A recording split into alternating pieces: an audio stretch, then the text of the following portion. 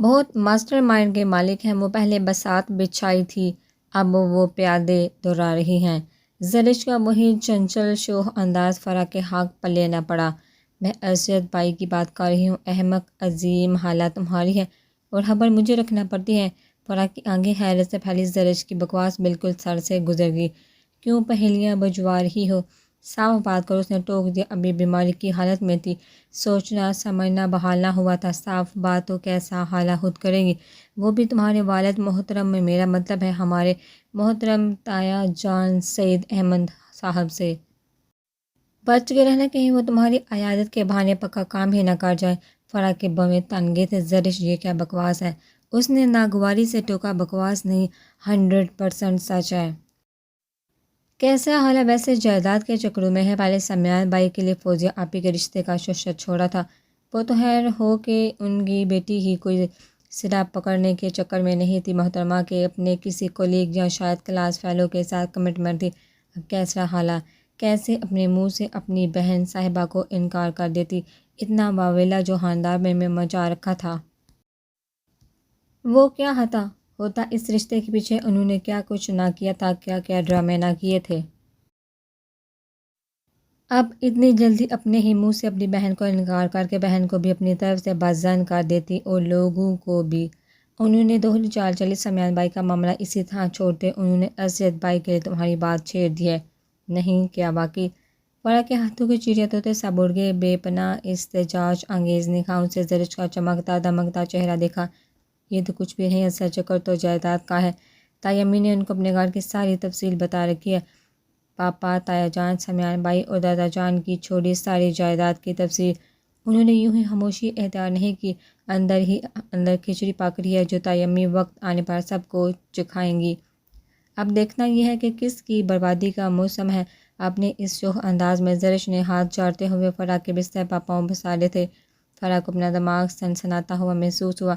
تمہیں یہ ساری تفصیلات کہاں سے ملی؟ فرا نے مشکوک نظروں سے زرش کو دیکھا تو وہ کھلکھلائی۔ بڑی چمک تھی اس وقت زرش کے چہرے پر۔ اب تمہاری طرح کان بند تو نہیں رکھتی، ساری خبر رکھتی ہوں، یہ یا یوں کہو اڑتی چڑیا کے پر گن لیتی ہوں۔ تمہیں ایک راز کی بات بتاؤں؟ اچانک کہتے کہتے وہ کچھ سنجیدہ ہی ہو گئی تھی۔ فرا نے لرزی پلکوں سے دیکھا، نہ جانے اب زرش صاحبہ کی زنبیل سے کیا نکلنے والا تھا۔ اللہ خیر کرے، وہ دہل گئی۔ سمیان بھائی لگتا ہے کسی بڑے چکر میں ہیں۔ کیا مطلب؟ فرا پر لگتا تھا آج کیا مطلب کا دورہ پڑا ہوا تھا، فوراً سیدھی ہو گئی۔ آنکھوں میں بے پناہ احتجاج لیے زرش کو دیکھا جو واقعی آج موڈ میں تھی۔ بہت بدو ہو تم، میرا مطلب ہے میں نے ان کی باتوں سے اندازہ لگانے کی کوشش کی ہے، وہ کسی کو ضرور پسند کرتے ہیں۔ میں نے چند ایک بار پوچھا بھی تھا مگر وہ مجھے ہر بار کی طرح دے جاتے ہیں، میرا مطلب ہے ٹال جاتے ہیں۔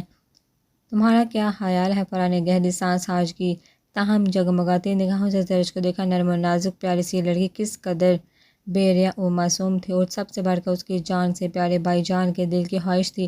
جب سے سمیان کی خواہش کا علم ہوا تھا یہ اسے اور بھی عزیز ہو گئی تھی۔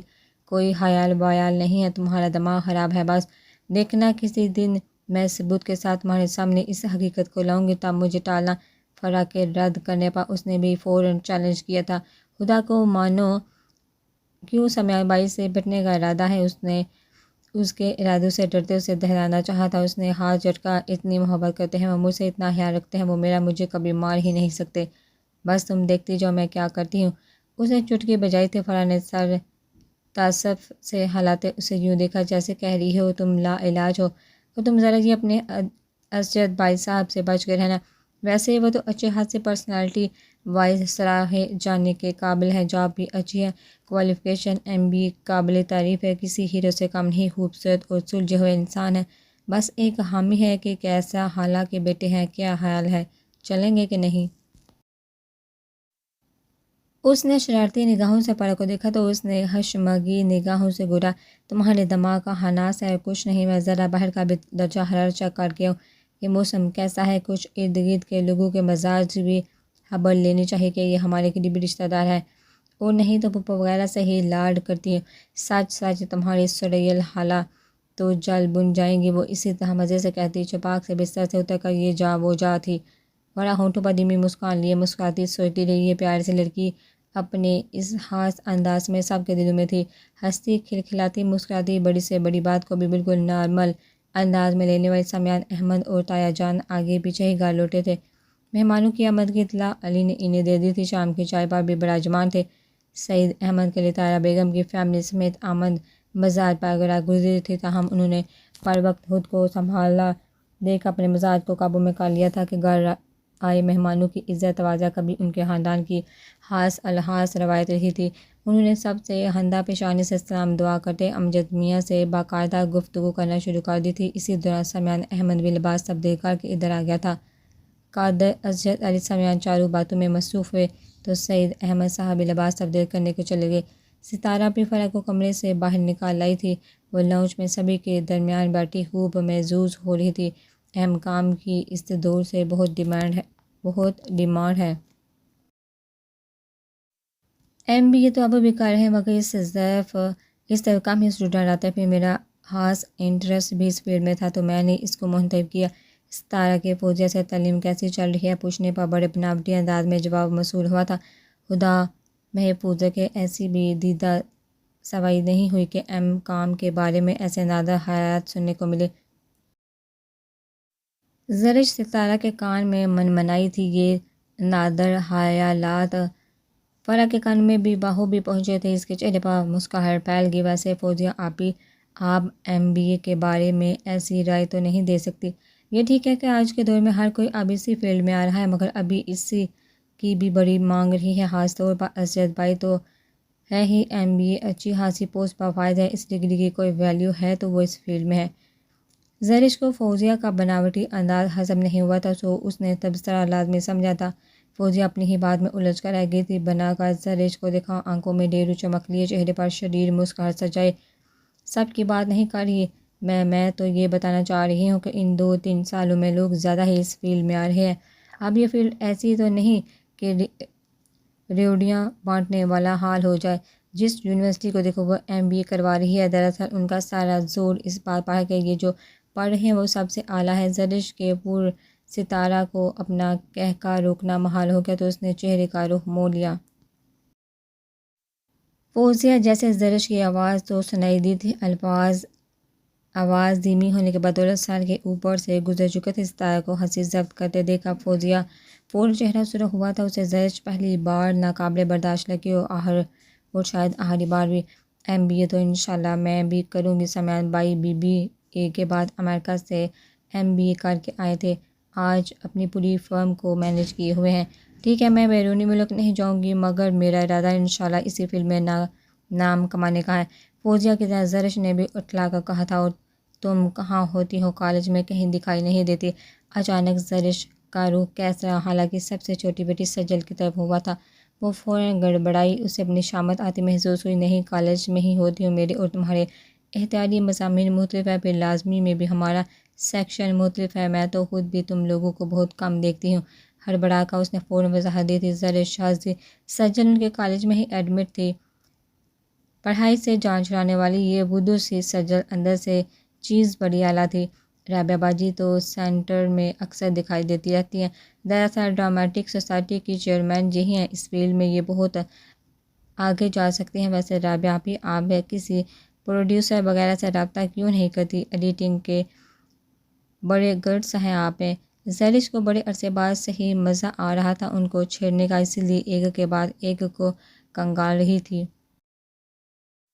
تم نے ڈرامٹک سوسائٹی کی چیئرمین شپ چھوڑی نہیں؟ اسجد جس کی توجہ گاہے بگاہے اسی طرف ہو رہی تھی، اس نے پلٹ کر اپنی بہن کو کڑی نظر سے دیکھا۔ اب آئے گا مزہ۔ زرش نے فرح کے کان میں سرگوشی کی۔ رابعہ اپنے بھائی کو اپنی طرف متوجہ پا کر بری طرح گڑبڑا گئی۔ نہیں بھائی، جو چھوڑی ہے، وہ فوراً صفائی میں بولی تھی۔ اچھا، مگر رابعہ باجی پچھلے دنوں ایگزامز میں پہلے جو ہمارے کالج میں پورے ایک ہفتے آپ کی نگرانی میں ادبی پروگرام منعقد ہوئے تو وہ کیا تھے؟ میں تو یہی سمجھی تھی کہ آپ ابھی بھی اسی عہدے پر کام کر رہی ہیں۔ رابعہ فوزیہ سے چھوٹی اسی کالج میں پوسٹ گریجویٹ کر رہی تھی جدھر زرش اور فرح تھی۔ رابعہ نے دانت چباتے گور کر زرش کو دیکھا، جس نے ہاتھ سے بلند آواز میں اس کا بانڈا پھوڑا تھا۔ کیسا؟ بیگم بھی خصوصی طور پر متوجہ ہوئی۔ ہاں تو وہ سب میری نگرانی میں ہی ہوئے تھے۔ مگر چھٹیوں کے بعد میں نے اس عہدے سے استعفیٰ دے دیا تھا۔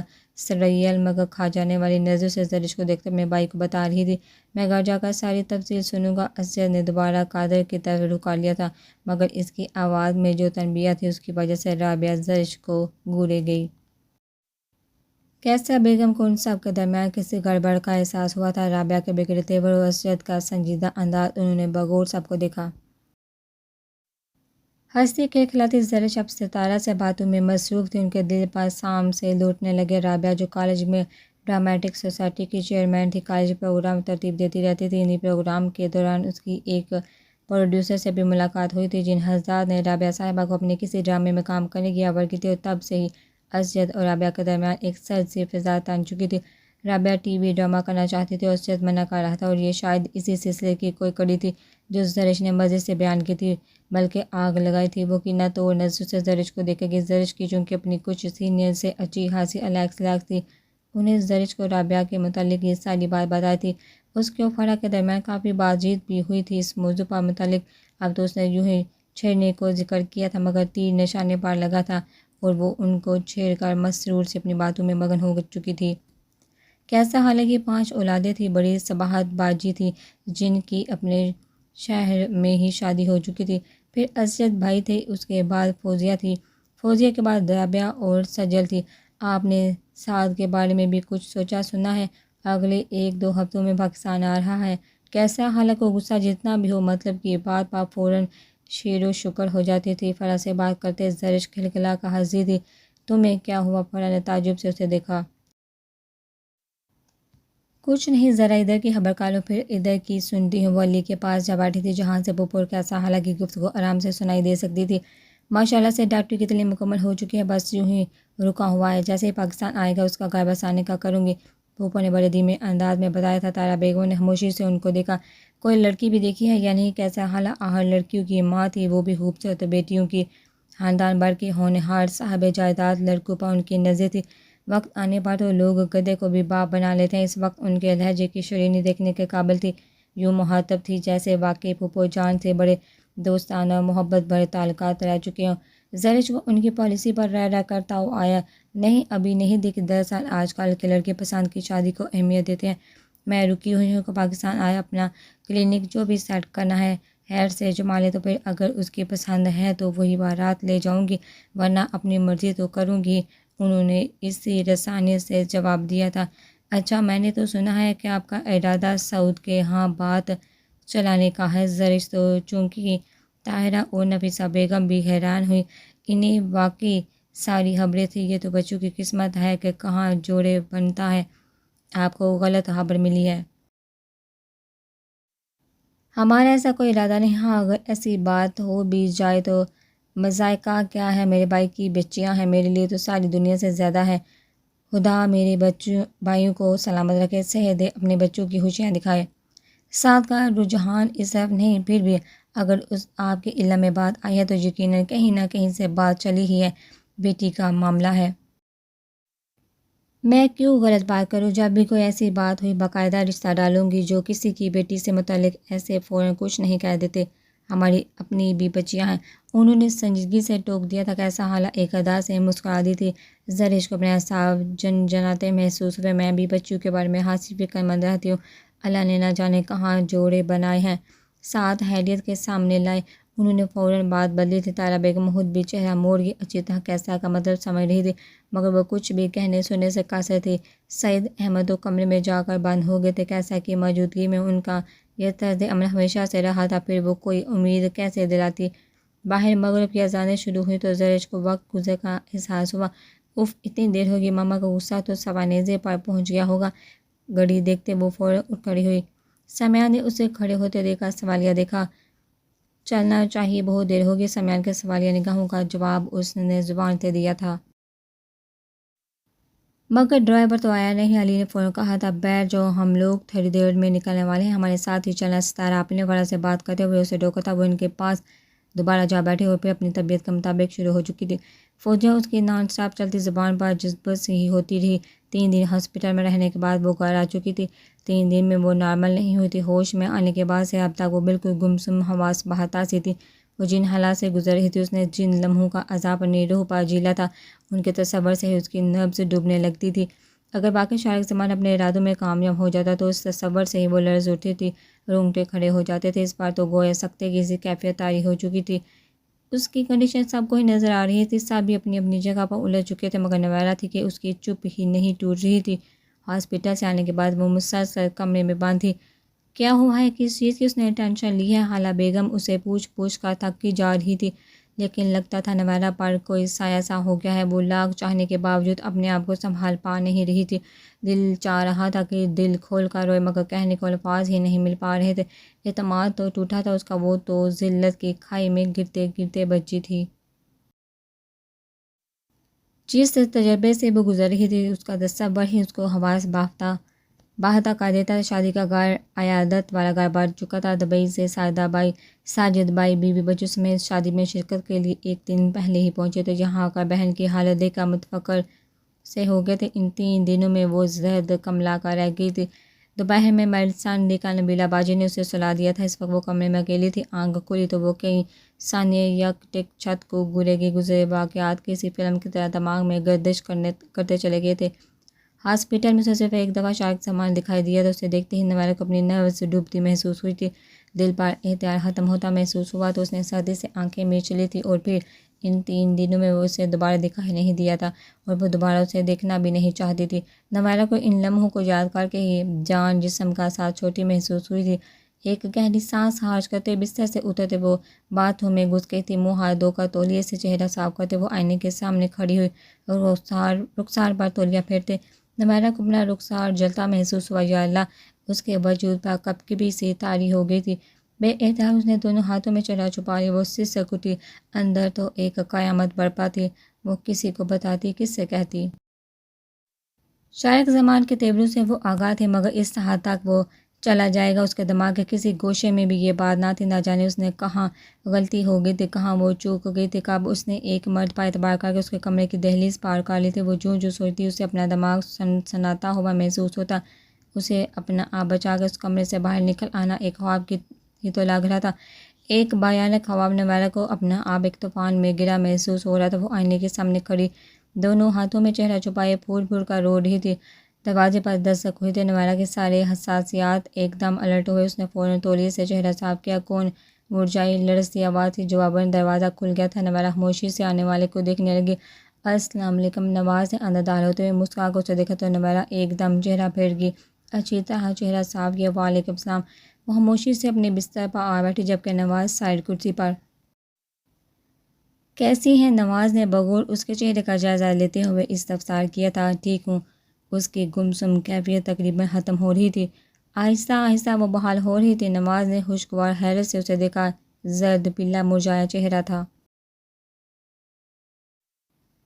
وہ کسی بھی زاویے سے نہیں لگ رہی تھی کہ 8-10 دن بعد اس کی شادی ہے۔ میں گزر رہا تھا ادھر سے، سوچا خیریت پوچھتا چلوں، بہت پریشان کر کے رکھ دیا ہے نویرہ اپنے سب کو۔ وہ بغور نویرہ کے جھکے سر کو دیکھتے کہہ رہا تھا۔ نویرہ اسے شکوے پر سر اٹھا کر دیکھنے لگی۔ نواز کو ایک پل کو اس کی نگاہوں کا تاثر عجیب سا لگا۔ میں نے کیا کیا ہے؟ کچھ دیر پہلے وہ ایک طوفان میں گری ہوئی تھی، اب ایک دم کیسے وہ خود کو بحال کر لیتی؟ بھیگی آواز سے نواز نے یوں دیکھا جیسے اس کی بھیگی آواز کا پس منظر کھوج لینا چاہتا ہو۔ نویرہ، کیا بات ہے؟ اس دن بڑی اماں کے ہاں تم ایسی تو نہ تھی؟ کیا مسئلہ ہے؟ کس چیز کی ٹینشن لی ہے تم نے؟ اماں کے سوال اب نواز کی زبان پر آ گئے تھے۔ پچھلے 3 دنوں میں وہ مسلسل ہسپتال کئی گھنٹے رہا تھا۔ نویرہ کے گمسم انداز پر وہ بارہا چونکا تھا، مگر اس کا ذہن کچھ بھی سوچ نہیں پا رہا تھا، بلکہ الجھ گیا تھا۔ نویرہ کی یہ حالت کیوں ہے؟ نواز کے سوال پر نویرہ کو اپنے اوپر کنٹرول ختم ہوتا محسوس ہوا۔ اگلے ہی پل وہ پھر ہاتھوں میں چہرہ چھپا کے نویرہ پلیز۔ نواز اس کے اس طرح ٹوٹ کر رونے پر حواس باہتا ہو گیا تھا، ایک دم ہی سیٹ چھوڑ کر اس کے قریب آ گیا تھا۔ اسے رونے سے باز رکھنے کے لیے نواز نے اس کے سر پر ہاتھ رکھ کر اس کا سر اٹھانے کی کوشش کی تھی۔ نویرہ تو ایک لمحے میں بری طرح بکھری تھی۔ اس کے اندر جو آگ لگی ہوئی تھی وہ اس کی تپش کسی کو بتاتی، کیسے خود کو سنبھالتی وہ جس اذیت سے گزر رہی تھی، وہ کیسے کسی سے کہتی؟ ان لمحوں میں تو اسے اپنا ہی ہوش نہ تھا کہ وہ کیا کر رہی ہے، کس کے سامنے کر رہی ہے۔ نویرہ پلیز، کیا ہوا ہے؟ گھٹنوں کے بل اس کے سامنے بیٹھا نواز فاروق بہت پریشان ہو رہا تھا، حد درجہ پریشان۔ نوارہ جیسی لڑکی کا اس طرح بیمار ہونا اور اب یہ رویہ اس کا ٹوٹ کر بکھرنا، وہ الجھ کر رہ گیا تھا۔ یہ سب ایک معمہ ہی تو تھا۔ نواز نے اس کے دونوں ہاتھ اس کے چہرے سے ہٹائے تھے۔ آنسو سے بھیگا چہرہ کسی بھی قیامت سے کم نہ تھا۔ نواز کو اپنے دل میں ایک عجیب سا احساس جا گزرتا ہوا محسوس ہوا تھا۔ کیا ہوا ہے نوارہ؟ بہت حلاوت اور نرمی سے نواز نے پوچھا تھا۔ نوارہ چونکی تھی۔ ایک دم احساس ہوا کہ وہ کیا حماقت کر چکی ہے اور کیا کرنے جا رہی ہے۔ اس نے ایک دم ہاتھ کھینچ لیے تھے۔ نواز نے ایک گہری سانس خارج کرتے نوارہ کے رنگ بدلتے چہرے کو دیکھا۔ کچھ بھی نہیں، بس یوں ہی دل بھر آیا۔ اپنی بھیگی آنکھیں سختی سے ہاتھ سے رگڑی، مگر آنسو تھے کہ بہتے چلے آ رہے تھے، گویا بند کا منہ ٹوٹ گیا تھا۔ میں وجہ نہیں پوچھوں گا، پھر بھی اگر اعتبار کرو تو اپنے دل کا بوجھ ہلکا کر سکتی ہو۔ بلیو می، میں ایک اچھا کزن ثابت ہو سکتا ہوں۔ اگر تم اس شادی سے اپ سیٹ ہو یا شادی پر اعتراض ہے تو پلیز کہہ دو، میں مائنڈ نہیں کروں گا۔ نواز کی بات پر نوارہ نے صرف سر ہلایا تھا۔ نہیں، یہ پہلا موقع تھا کہ شادی سے متعلق دونوں کے درمیان کوئی بات ہو رہی تھی۔ میں بہت محسوس کر رہا ہوں اس چیز کو، تم ہوش نہیں ہو۔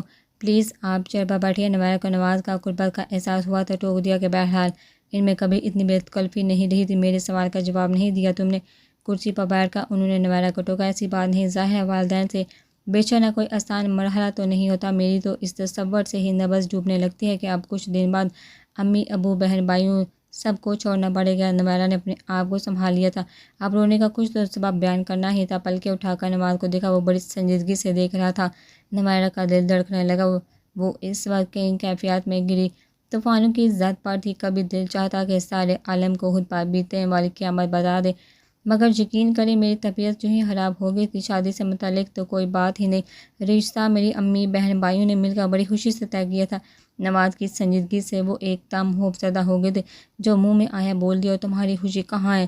نواز کی سنجیدگی اب نہیں ٹوٹی تھی۔ میں والدین کے فیصلے کو اہمیت اور عزت دینے والی لڑکی ہوں۔ پلیز آپ مجھ سے اس طرح کے سوال نہ کریں۔ مجھے لگ رہا ہے گویا آپ مجھ پر شک کر رہے ہیں۔ میرے والدین کی خوشی ہی میری خوشی ہے، یقین کریں پلیز۔ آخر میں اس کی آواز پھر ڈھونڈ گئی۔ اس کی ذات و اعتباری کی عزت پر آ چکی تھی۔ نواز کے اس طرح کے سوالوں سے وہ بری طرح ہرٹ ہوئی تھی۔ یہ سوال اگر نواز کے لبوں پر تھے تو یقیناً بہت سو کے ذہن میں بھی ہو گئے۔ نوارہ کے سمجھ میں نہیں آ رہا تھا کہ کس سے اپنی ذات کا دفاع کرے۔ اس حادثے نے تو اس کی خود اعتمادی تک نچوڑ لی تھی۔ وہ پھر شدت سے رو دی، ہاتھوں میں چہرہ چھپائے۔ نواز چپ چپا دیکھے گیا۔ نوارہ کی جو ریئیکٹ کرنے پر خود الجھ گیا تھا۔